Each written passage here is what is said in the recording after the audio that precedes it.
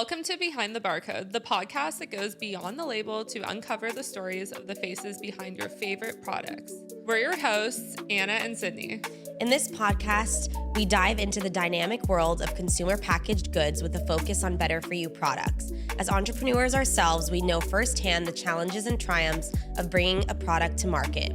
That's why we're here to share the journeys of fellow innovators, industry experts, and entrepreneurs who are making waves in the CPG space.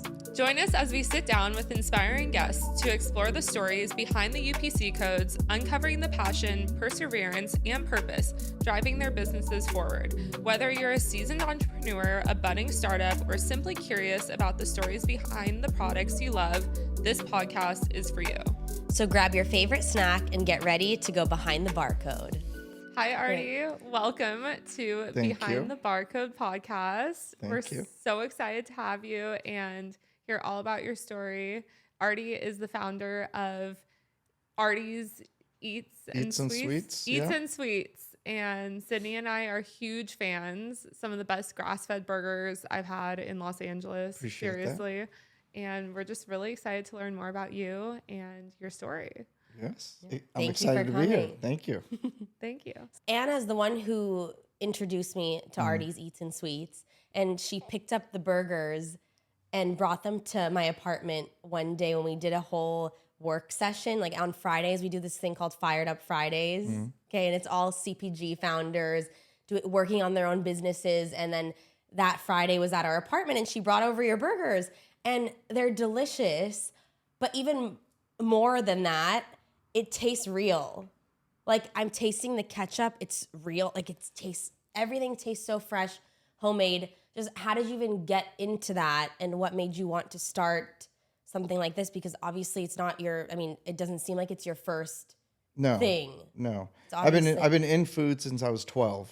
Wow. And it's something I just sort of got thrown in, and I didn't choose to do it. Okay. It was the circumstances of how I got to this country and what happened with the family. And, one day I woke up and, my mom was like, you just got to go to work. It's time to be the man. Long story before that, but that's how I started in the food business. So it was I worked at a pizza place, and my mom's friends' sons had a pizza store. Where was this? This was in Reseda, California. Wow. So okay. Out in the valley. And that was the beginning of the journey. And when I first came to America from Sweden, I fell in love with fast food because I'd never seen that before. So when the Taco Bells and the McDonald's and Carl's Jr.'s, I actually became addicted to not the food necessarily, but the mystical, magical mystique that fast food originally, I think, was created for in the first place. That's why, it's not an accident why it's global. It's right. All humans are into it. It's because there's a fantasy involved with fast food. But starting back then, I knew food was a very important piece of me. I didn't quite understand why yet at that point. It was just sort of a job, and I was working. But as time went on, I went from one restaurant to another restaurant. And it was always a thing I had to do to stay alive, in a sense, for survival, while I was chasing what I thought were my dreams and goals. And as I went through all these different restaurant experiences and saw the fast food world, I was just so fascinated about wanting to be a part of it somehow. But I was so young, I didn't quite comprehend what does that mean to me in the first place. So I veered off and did all sorts of different, entrepreneurial stuff that I always knew I had in me since I was very young. Yeah. I think that's the crazy side of one, when you take that leap to go for something. Yeah. But then now let's fast forward to how I got to these tastes. I was always a big fan. No matter what I ever did, I wanted to create my own. It was imperative. I never wanted to build something and then have it not be something so uniquely original. Just even, let's say, like ketchup. So I make my own ketchup. Not because Anna told me that. Yeah, it wasn't anything like, it's not that we weren't a fan of Heinz or obviously it's global and it's doing what it's doing. But I always thought, well, if I'm going to do it, I want it to be my ketchup. Same thing with the bread, same thing with sauces and desserts. And that way our taste stands separate from everyone else. That was the only way I honestly thought to make our own sort of mark and to have something so uniquely different that you could only get it to where we are. Mm-hmm. So that was like the thought process behind a lot of the stuff that I do there. That's actually with everything I do. I want all the desserts. I even created my own soda line years ago. Wow. In my mind. I was like, I have to create a brand that has its own sodas and its own desserts and bread and sauces. And it's a feat to tackle, but it wasn't even a question. It was just something I knew had to be done at some point. How? That's the big part of the journey, right? Mm-hmm. Sort of let go of that part. But you go back to a restaurant for the same experience. Like my dad will always say that. Like you go to repeat the same experience. And so you can't get that experience anywhere else but your correct. Yeah, and that goes beyond just, service and, and in the world today where there's so many items being created and it's like everybody's doing it. How do you ultimately become the next best burger?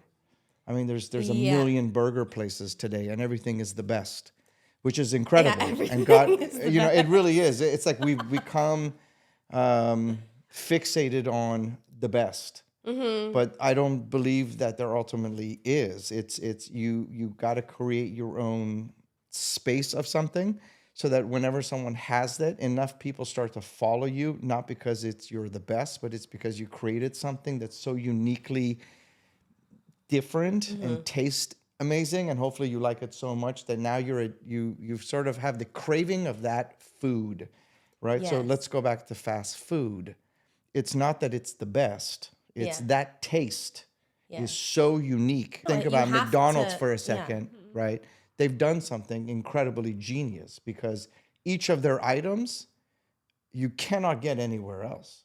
Well, it's made in a lab. That's the point I'm trying to make. And I like how you said mystique of fast food. I thought when you were going to talk about fast food, I thought you were going to talk about it being formulated in a lab so that we're addicted to the thing. But then you said mystique. I'm like, huh. Well, the reason why I say that, when McDonald's first opened, it didn't open in a lab. No. Right. So technically McDonald's were two brothers who really had a passion for serving burgers and fries.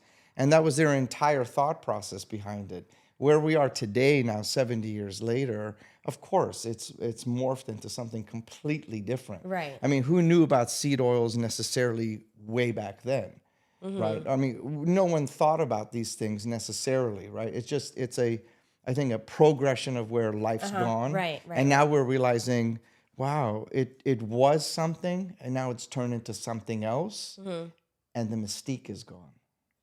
Do you see? Now the magic of why we went there in the first place is lost. Yeah. Now children who grew up there as I did, I've lost that fairy tale, right? So Ronald McDonald now to me is not that exciting. Whereas when I looked at that and I had hopes and dreams, that gave it to me.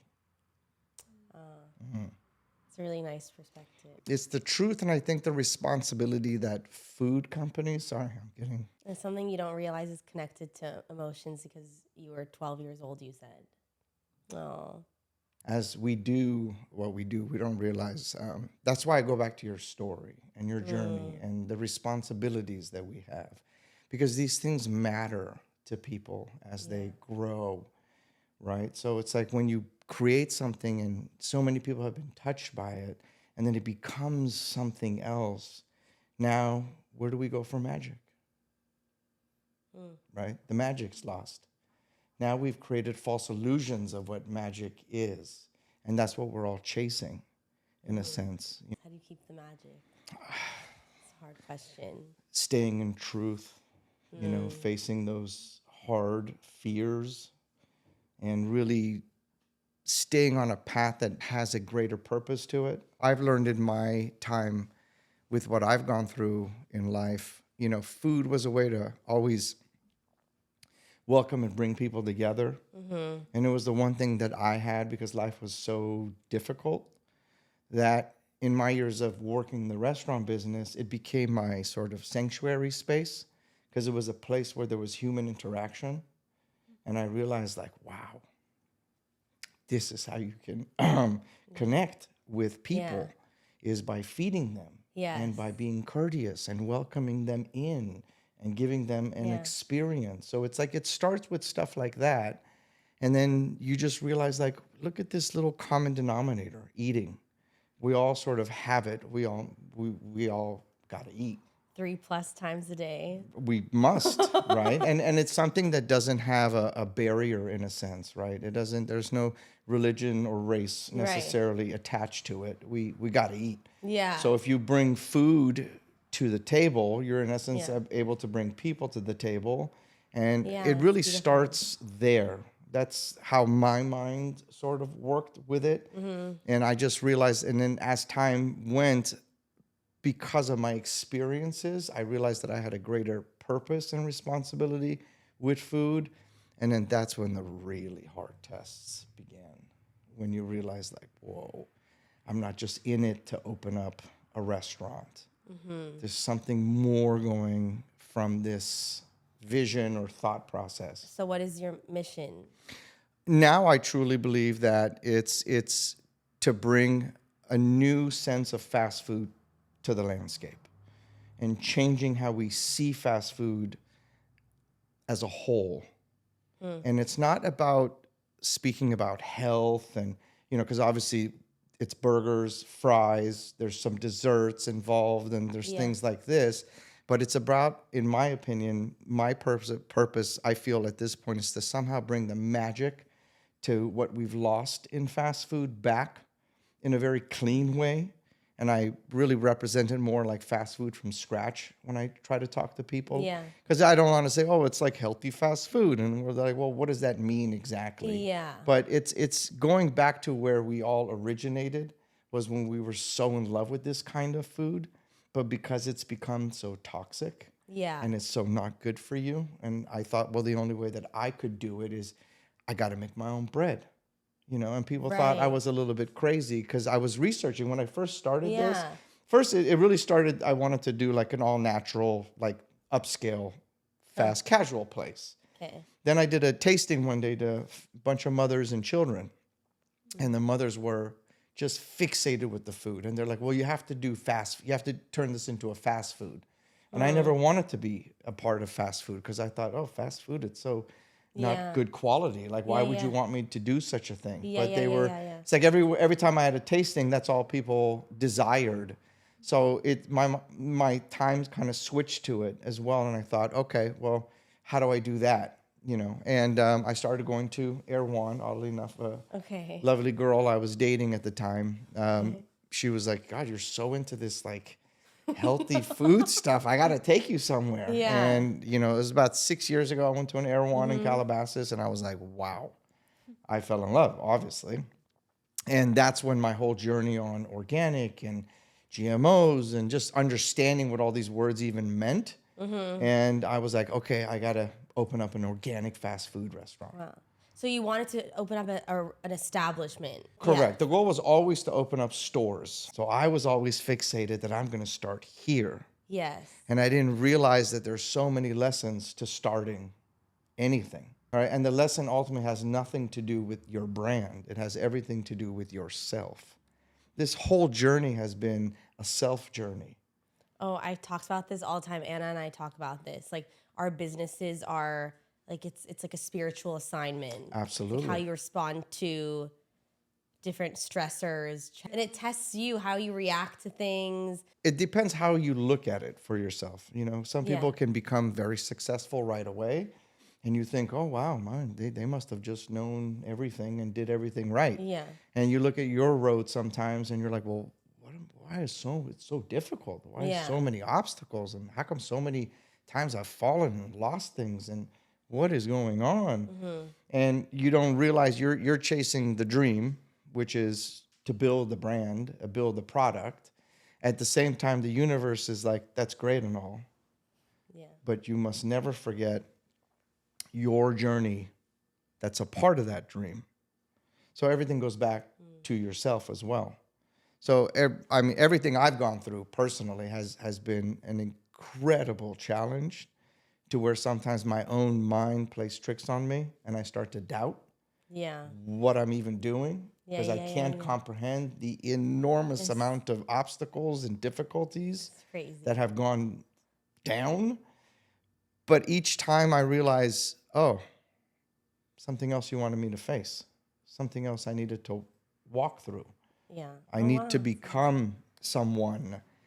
And that ends up being the only fight that I'm fighting right now. It's not, sure, the focus is the brand, because the brand is me. Mm-hmm. The brand is my drive to bring something to the earth and do something. But ultimately, what that really is just, it's me, Ardi, learning about myself. Oh, yeah, I love this. Yeah. Learning how to be able to speak my truth, whether it has to do with what I'm selling, because what I'm selling can change. Because you're selling yourself, essentially. You're ultimately selling yourself. Yeah. Correct. And if I sell myself out, then I've sold the brand out. We've seen that with brands a long list of brands who could be globally. Yeah. But we look at them as toxic today. We look at them as unhealthy, and not just unhealthy in the sense of what we're eating monetarily, their philosophy, their ethics behind it. You know, if you really look at a lot of the founders that started a lot of great things, where are most of them today? Not part of the company. Not part of the company. Yeah. Not in a healthy way thriving with the company. No. Right. So then it does go back to the self. And are you willing to sell yourself out to create something? You know, and then I just get deep with it because that's the only way I can make sense of my journey. Because if I don't personally, I feel like I could lose my mind on it. Then there's got to be a higher purpose for why I'm personally facing all the things that I'm facing and why the journey has felt so long and drawn out. But every time I thought it was over, hence the food truck. Yes. I came to the food truck because before the food truck, I've lost everything. Doing this brand. I lost everything in March of 2023. You know, I was in a pop-up. I had a space. I went for it. I gave it all I had, and it didn't happen quite the way I thought. And my time for that moment there ran out. And then I ran out of everything, and I lost everything just recently. 2023 in March. So you opened up a shop? I had a little food court place in a mall. Story can get very long, but before that, I spent almost 12 years just to get to that point. And when I finally got my opportunity and I opened it, I thought in my head, we are going to hit. Yeah. I spent 12 years to get here. Yeah. And none of it went the way that I thought. Yeah. None of it. And I originally opened something called Ardi's Organics. Okay. Which was my thought process on organic fast food. That entire 6 months that I was open was one of the largest learning lessons I needed to go through. More importantly, I learned that a lot of people didn't understand what the word organic meant. So almost everyone thought I was a vegan or vegetarian restaurant because of the word organic. So no matter what I did, I would advertise real grass-fed beef. Yeah. They'd be like, oh, so it's not real beef? Yeah. No, but this actually happened night and day. I was I stood there for 14 hours a day, 7 days a week.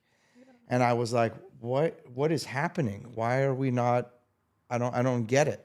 And because, now let's go to Air One real quick. Yes. But you say, but it says organic, but it's a grocery store.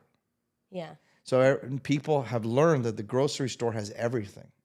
And what happened in the organic food space, as far as restaurants go, it either was all meat or it became vegan vegetarian, right? We didn't see anything really in between. No. Right? So the fast casual world transformed into vegan vegetarian, right? So a lot of people, lack of education or awareness, just thought those words were attached to this. And I was somewhere in the middle not realizing I'm creating a new space in a sense, a new genre that we really haven't done before. Diet culture, they go, okay, well, French fries are bad, burgers are bad. But actually, if you make them with real ingredients, if you make fries at home, burgers at home, which is what your concept is at home yourself, it's not. Potatoes aren't bad for you. It's French fries that have been highly processed and drenched in canola oil, that could be not as healthy for you. But yeah, it's creating a new space because you're taking something that people see as unhealthy and you're trying to make them view it a different way. Correct. My thought process when I did that, Ardi's Organics, was I wanted I didn't care who you were. I wanted you to come and be able to eat. So whether you were gluten-free, vegan, vegetarian, into meat. So because I created so many different things, like I had a turkey sandwich, for example, and I had it with vegan toast that we used to have. And I created a ranch dressing that was gluten-free and vegan. But the reasons I did that is because what if somebody wants to eat it, but they can't have dairy? But if you're gluten-free, but then you want to... So I was like, I'm going to make everything, like as much of everything it can be. But then the normal grouping of people that came to visit were like, we don't understand. Like, what does that mean, a vegan ranch? Like, oh my God, he's got dairy-free cheese. But then there's a turkey. Does the turkey mean it's not real? I mean, I'm not kidding you. I had people ask me, are these real sodas? Is this a real French fry? Just because of the way that I did it. I love your French fries, by the way. Thank I'm you. addicted. Did you see how many I ate? Thank you. So that 6-month journey when the doors had to close, not only did I lose all my friends' money, I lost everything that I had again, as a person who's a lot further down the road. So it's not like you're 20 going, oh, I went for it and it didn't work, right? So you're a little further down your journey. You don't quite comprehend why this is happening to you. And of course, I believe it's normal to play the why me sort of song in your head. But I truly gave it up to something higher, but I don't like to ever look at it as sorry. And I'll tell you why, is because then I feel like I'm not able or I don't have the luck to do it. The truth of that journey was to swallow the outcome of what had occurred. And the outcome was the universe telling me, your story's not done, but there's things to learn. The only way to teach is that you must go through it. It's not enough to talk. You got to know how to walk everything as well, right? It just depends what you're in. So I took it that, man, that's a tough pill to swallow. But I learned a lot.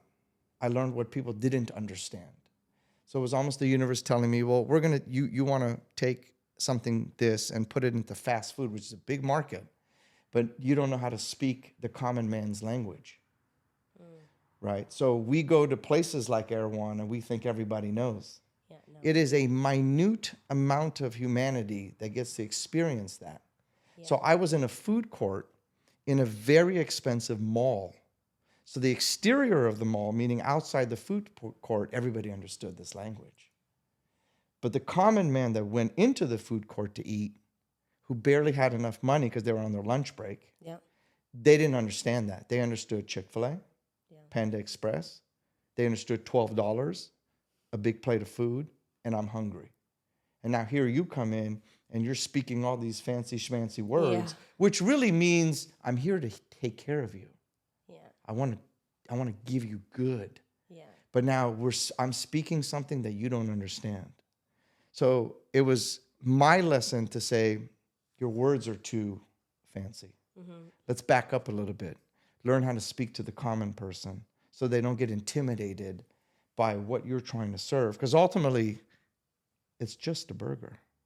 If we really simplify it, it's just meat, cheese, some sauce, a bread, and a couple little veggies on it. That's all it is. But if I start to add all these words to it, now you're like, huh, what are we eating? The buzzwords. I don't understand. Anna and I talk about this all the time. And I said it just a few minutes ago, but like zooming out, that we're in this community of like this health-focused community, but most people don't understand what the hell we're saying. Well, there's two things, not to cut you off. No. Half of it is the not understanding. Half of it is some people feel like they don't have the right to eat well. That it belongs to a certain level. Privilege. There you go. Everybody wants to eat well. Everybody. But if you make it too cool, too above somebody's pay grade, they don't feel worthy. Sorry, that was the word. Yes, worthy. And that is where I think we've separated and why you have such a mass grouping of people that want something really bad. They just don't know how to get to it. Yeah. Because we haven't given them the opportunity to have it. Right. Right? And I think that's part of what I went through, was to learn how to give that. Because when you create something that's really ultimately, quote unquote, healthy and good, it's not just supposed to be for a certain section of humanity. Like, all people should be able to eat this way. Right. We talk about this all the time. Like, even our mission with our food brands is ultimately to have mass distribution to get it to the most people possible. Like, and to have people afford it. You know, when people say, oh, well, your products are so expensive. Well, my goal is for it not to be. Right. You know, eventually as we scale, but we want to be able to give, you know, organic stuff dates to everyone, and it's the same way, same mission. I want to go beyond. It's not necessarily the price. Yeah. What did Michael Jordan do with shoes? There was kids in low income communities would do whatever they had to do to buy those shoes. Mm-hmm. Because they knew they wanted to be a part of it. And whatever he did, he allowed people to connect to that. Mm-hmm. So it wasn't necessarily the money aspect. Yeah. It's just being able to allow that you created something for people to come connect to it. So each round that I do something, I learn that words are important, branding is important, how I make something look is important, and then where I go to be able to give to enough people to feel like, yeah, you can have this too. You should have this. Yeah. Not could, you should. You should. So let's figure out how to make that happen for yourself. Now, my journey is small right now because I'm in a food truck. That was my only. Now let's get to how I got to, to a food truck. Having lost everything in March, I really didn't have too many options at that point. I actually was looking to give food up, being in food for so long. And I think what happens, it's normal. When you go for something for so long, at some point, if it's not happening, it's the mind game again. So I gave it up to something higher. And I really asked, I said, if I'm not meant to do food, I'm okay with that. I really am. I was like, should I get into t-shirts? Like, you let me know. I'm good. Like, let's move on, because if I'm chasing something that shouldn't be gone after, I'm good with it. And in those 2 months, I think, of stillness, it was very loud that food is a must. And I just have to keep going and just to listen. And the food truck just kept popping up. So when this opportunity sort of came and the answer came back, and it came back, ultimately, what's meditation? You're silencing to find answers, correct? Mm-hmm. But we don't realize is answers are everywhere. Yeah. When someone tells you 4 times from 4 different people, you're moody. These are 4 different people telling you that. That's an answer. Right. You're moody. Mm-hmm. You need to figure something out about yourself. Mm-hmm. So it's like feedback. It's constant. But if you realize that that's meditation, is being quiet enough and calm enough to catch messages that are coming from everywhere. Right. And that ultimately is you just being in a space to receive. Love that. Okay, so food truck.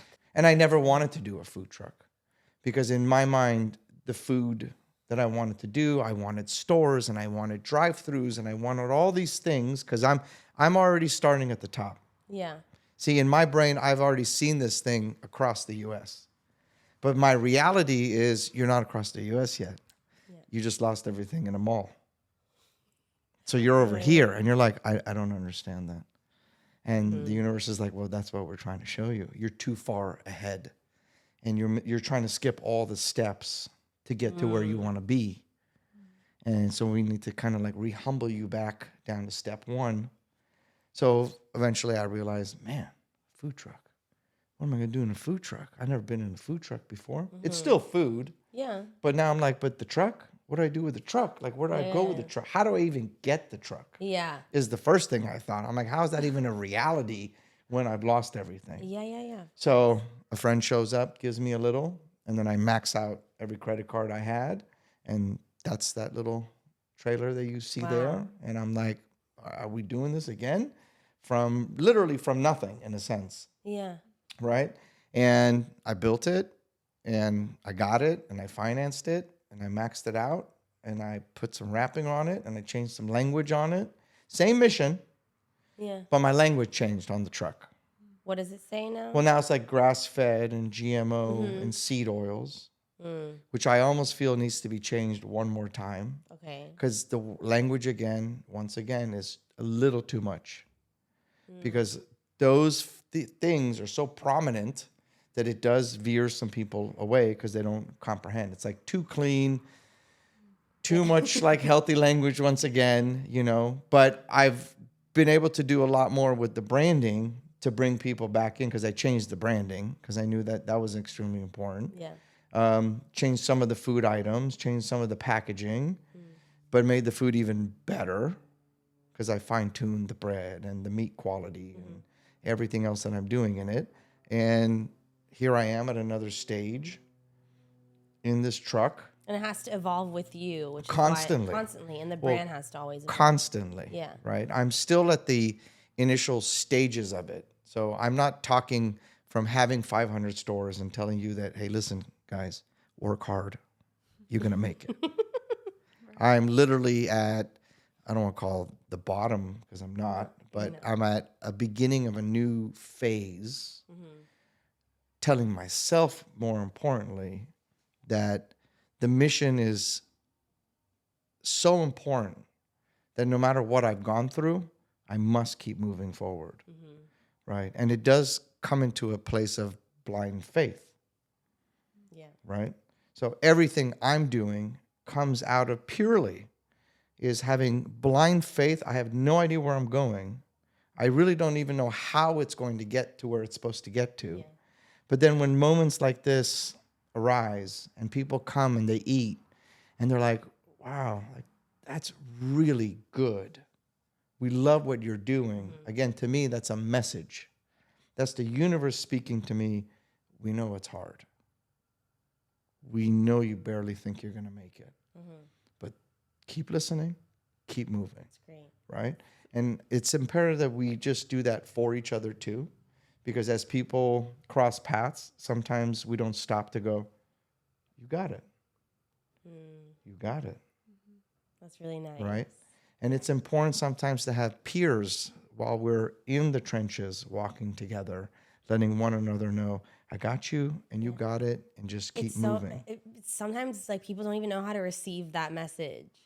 Like I was even at my personal training. It has nothing to do with food, entrepreneurship, nothing. And I told the guy, I was like, oh, you got this. And he was like, looked at me like I was just giving you some encouragement. You know what I mean? Like people don't even know how to receive this because I feel like we're in such a, like everyone is, every man for themselves, right? And it's like people don't even know how to receive the message of like, of support. Right. And by you saying like we need to support each other and reminder to like communicate that, I feel like that's so important because you never know what someone's going through on a certain day. Maybe it's a day they feel like giving up, and then that's their sign to continue going. 100%.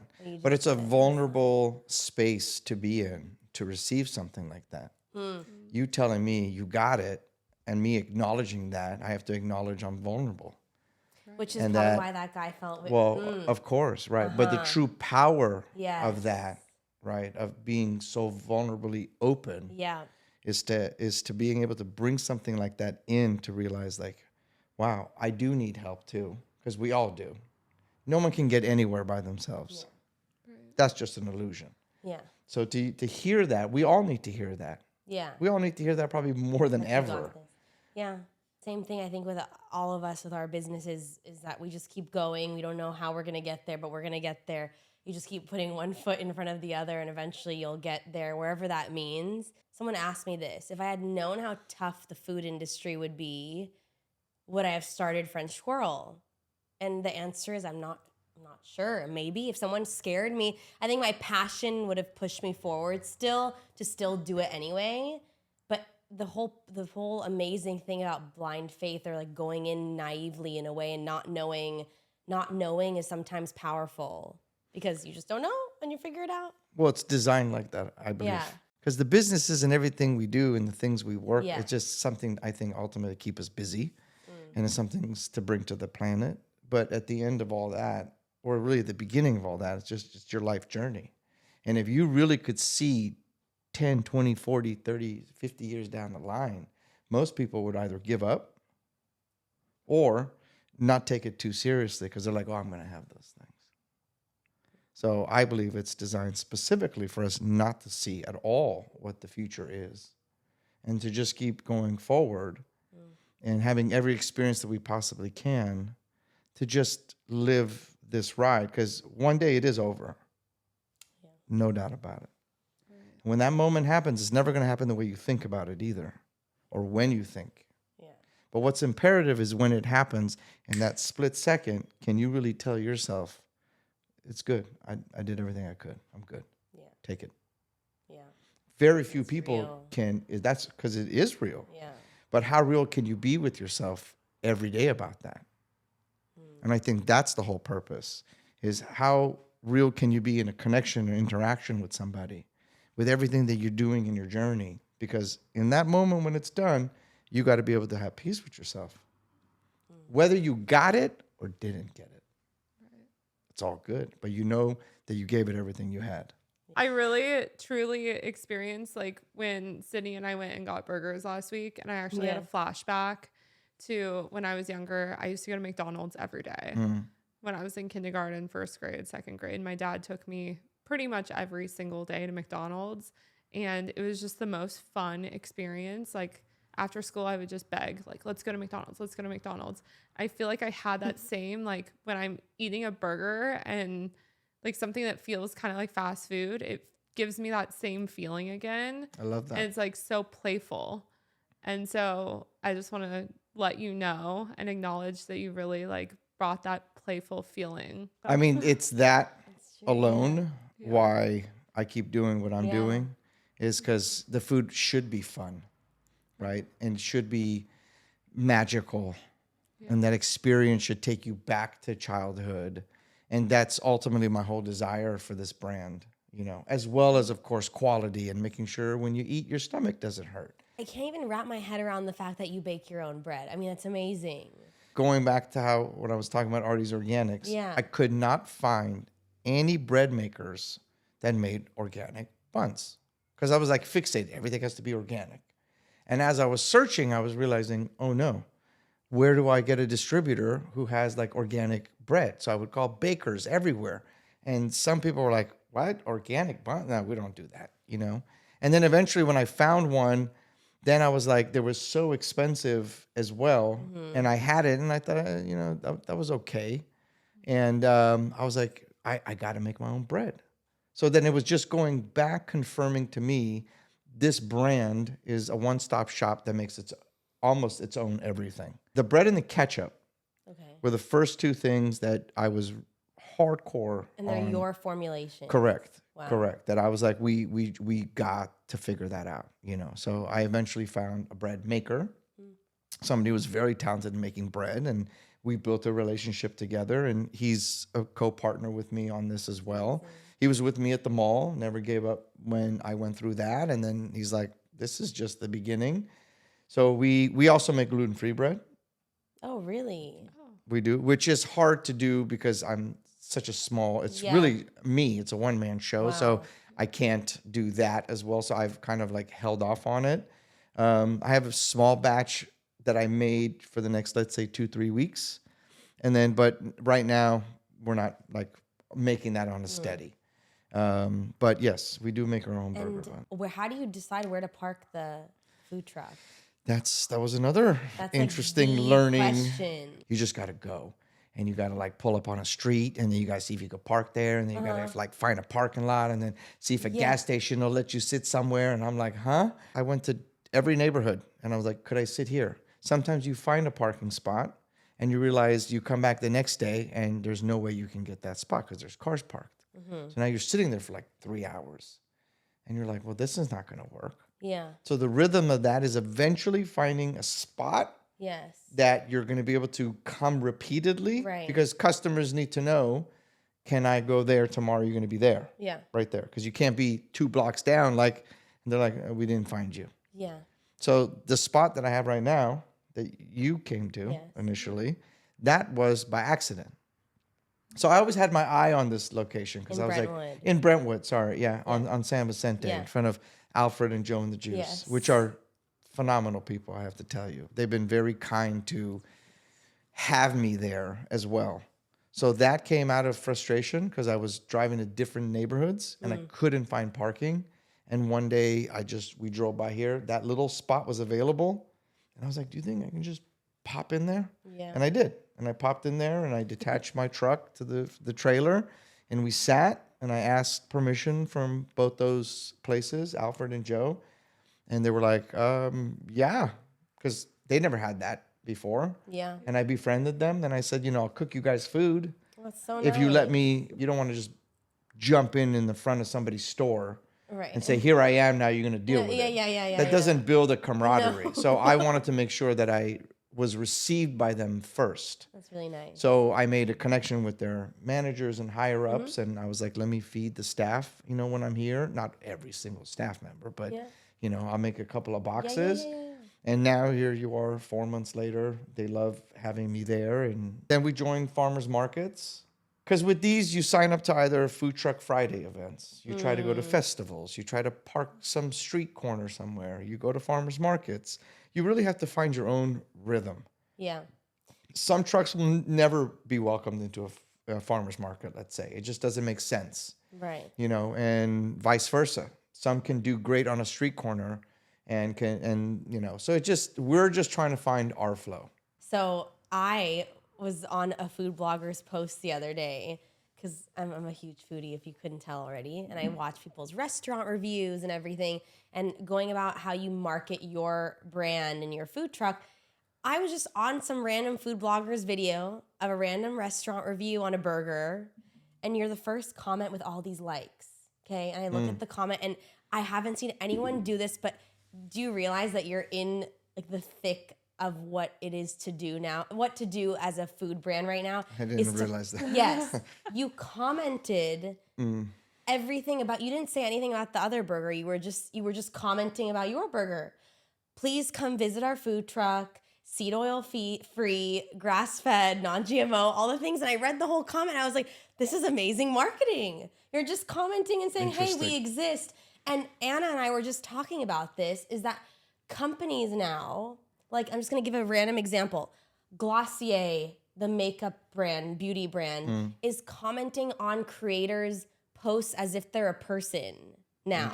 Just saying like something about their story or whatever they posted on Instagram. Anyways, what I'm saying is I know you didn't even intentionally do that, but like you're in the thick of the trend right now, which is just to comment on people's videos that don't even have to do with your burger, but hey, we exist. Yeah. So if you can comment something so witty on a video, it's the top comment. All of a sudden it has 50K likes. That influencer takes that comment, creates a video of it. Thousands, millions of free views on that company's Instagram or TikTok. Yeah, keep doing that. That really only first of all, there was no intention behind that. It truly just came from a place of survival and needing my voice to be heard.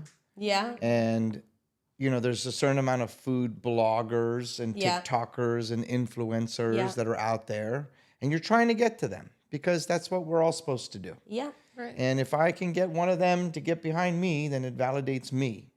And it's a part of the game. So you can't hate on it because they're doing amazing stuff too. Yep. And there has been some very kind bloggers and influencers on Instagram that have been sweet enough to come visit, gave some beautiful reviews, and I appreciate that. And that allowed me to get followers. But some of the other ones, when you message, you can't even message them. Yeah. Because whether they have so many followers or it's blocked or until they accept you. And I was like, how am I going to have anyone come find me, find my little truck, because I got a big vision, but you got to come find me. Yeah. And everyone has so many different ideas. And at the end, you realize I'm one person. I'm driving the truck. I'm cleaning it. I'm taking your order. I'm cooking. Yeah. right? And now you want me to go and market an entire brand as well on Instagram.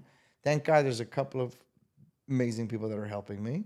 But at the same time, I was like, how do I just speak so that someone hears me? It's not enough to sit where I'm sitting in Brentwood and have an Anna come by, which is amazing. Right? I found out about you because of Claudia, Healing the Source. Well, she's incredible. Correct. And she so posted. That's another thing. So there was an incredible young woman, Claudia, and she was actually the first one that came to me and gave me a chance to like eat the food. Yeah. And after she ate it, she gave me a list of a few, cool people close to her. She goes, you could reach out to them. And then Glow with Ella. Not only did she say she was going to come, but she came and she ate and she posted amazing reviews. That one helped a lot. It's amazing. Because it opened to a lot of like women as well. Yeah. To like learn about the brand, which was incredible. But beyond that, you need more because it is survival. Mm-hmm. Time is ticking. You don't have forever to sit somewhere to wait till like a line decides to formulate because there's bills to pay. Yeah. So for me, I don't want to repeat what I've gone through in the past. Yeah. I'll do whatever I must. But at the same time, my thought was, I just need to talk. Well, whether you meant to do that intentionally or not, it inspired me to want to comment on other people's posts and say, hey, I know you like this chocolate covered date. Would love for you to try ours. Ultimately, you want to go and do things the right way as much as possible because everyone's trying to make something happen. You know how you make your ketchups and your breads and stuff. Do you ever have plans to sell that to retailers? Okay. Or are you planning to keep it in-house? No. My initial plan from 10 plus years ago, I have a little Bible that I created when I first started all this, was to bottle and package almost everything that we have. We did it for three primary reasons. One is that it becomes proprietary to us. So as the brand expands and grows, you must buy all the ketchup, the bread, everything from us, right? So now we own it, and that keeps us in line with quality control as well. The second reason is that our taste is completely different from everybody else's, right? Because now you can't compare our, let's call it the cheeseburger, to any other cheeseburger, because the bread and the ketchup and the sauces are three fundamental ingredients that not everyone's able to do. And the third is to bottle and package those so we could sell them to stores, grocery stores. Eventually the thought were to make ketchup packets where restaurants would be doing that. So that's always been in the plans. Yeah. Same thing with the sodas. Same thing with our falafel veggie patty that we make from scratch. We want to eventually package those and sell those. Amazing. Frozen items ultimately. There's another veggie burger that we make too, the sweet pea, which I haven't been able to launch here. It's a sweet potato, chickpea, red and yellow bell pepper patty, which is amazing. With tahinis. Try your fried chicken sandwich too. Sorry. That one we just launched, with the Ardi sauce. Yeah. But yes, a lot of and I haven't even released a fraction of the things that we have. I feel like we could talk for a while, but is there anything else that you want to share? Whether you're starting a business or you're going through anything in your life, the journey is hard. Yeah. No doubt about it. But the beauty and the hardness are when you have moments like these that sort of take you from a higher perspective to be able to look at the big picture. And that's why it's imperative that we don't give up and that we don't stop and that we do face everything that is difficult. Because behind all those things that they say, face your fears and, one closed door is another open. What it all really is telling you is that there's a bigger picture and they're all blessings behind those things. So it is important to keep moving forward because you never do know when a moment like this can arise. And you wouldn't have realized that. I wouldn't have realized that you showing up a few months ago and I'm giving you some food that later you would have thought about me to say, hey, we have something that we're working on and then we want this gentleman to be a part of it. So that lets me know that I'm doing the right thing. I'm on the right road, even though I can't see everything. And that's, again, blind faith. Love it. Keep moving forward. Thank you for sharing everything. Thank you. Thank you for having me. Thank Honestly, you. it means a lot. Thank you for tuning in to Behind the Barcode. We hope you enjoyed diving into the stories behind the products that fill your shelves. If you enjoyed listening, be sure to subscribe, rate, and review our podcast on your favorite listening platform. Stay connected with us on social media for updates, behind-the-scenes content, and sneak peeks of upcoming episodes. You can find everything linked in the show notes. And if you have a story to share or know someone who does, we'd love to hear from you. Keep innovating, inspiring, and being curious about